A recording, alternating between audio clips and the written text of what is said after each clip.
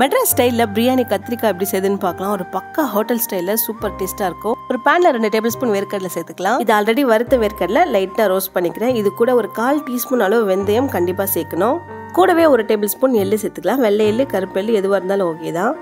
இப்போ இது எல்லாத்தையும் சேர்த்து நல்லா மீடியம் ஃப்ளேம்லேயே ரோஸ்ட் பண்ணி எடுத்துக்கலாம். நல்லா வறுபட்டுருச்சு. இது ஆறுனதும் இது அப்படியே ஒரு மிக்ஸி ஜாரில் மாற்றிட்டு நல்லா ரைஸாக அரைச்சி எடுத்துக்கலாம்.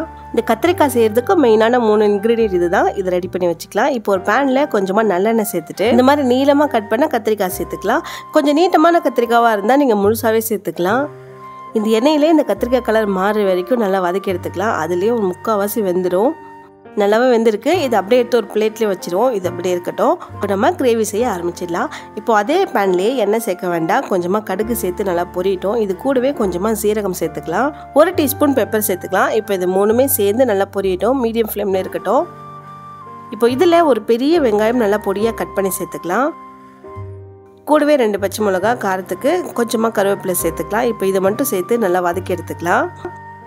இந்த அளவுக்கு லைட்டாக வதங்கினாலே போதும். வதங்கட்டும். இதில் 1 டீஸ்பூன் இஞ்சி பூண்டு பேஸ்ட் சேர்த்துக்கலாம்.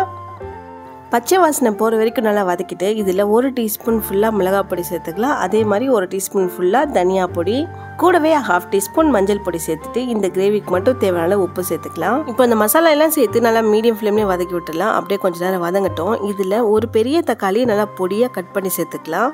தக்காளி நல்லா வந்து மேஷ் ஆகணும். அதனால நல்லா வதக்கி விட்டுடலாம் ஃபர்ஸ்ட்டு. அதுக்கப்புறமா ஒரு மூடி போட்டு மூடி வச்சுருங்க. அது உள்ளேயே கொஞ்சம் நேரம் வேகட்டும் மீடியம் ஃப்ளேமில். எல்லாமே நல்லா வெந்து ரெடி ஆயிடுச்சு. இதில் ஒரு சின்ன லெமன் சைஸ்க்கு புளி கொஞ்சமாக தண்ணி சேர்த்து கரைச்சி வச்சுருக்கேன் திக்காக. அதை இது கூட சேர்க்கணும். கண்டிப்பாக புளி சேர்த்தே ஆகணும். புளி தண்ணி சேர்த்ததும் மசாலா நல்லா கொதிக்க வைங்க. தண்ணி சேர்க்காம ஃபஸ்ட்டு கொதிக்கிட்டோம். இப்போது நம்ம முன்னாடியே வதக்கி வச்சிருந்த கத்திரிக்காய் இது கூட சேர்த்துட்டு அதே மாதிரி நம்ம அரைச்சி வச்சிருந்த வேர்க்கடலை எள்ளு பொடியும் இது கூட சேர்த்து நல்லா கலந்து விட்டுருங்க. இந்த மாதிரி நல்லா திக்காக இருக்கும். உங்களுக்கு எந்த அளவுக்கு கிரேவி தண்ணியாக வேணுமோ அந்த அளவுக்கு நீங்கள் தண்ணி சேர்த்துட்டு நல்லா கொதிக்க வச்சுக்கலாம். ஒரு கிளாஸ் ஃபுல்லாக தண்ணி சேர்த்துக்கலாம். தண்ணி சேர்த்து நல்லா கலந்து விட்டுருங்க. அது நல்லா மீடியம் ஃப்ளேம்லேயே கொதிக்கிட்டோம். மேலே எண்ணெய் எல்லாமே பிரிஞ்சு வரும். அது வரைக்கும் கொதிக்கிட்டோம்.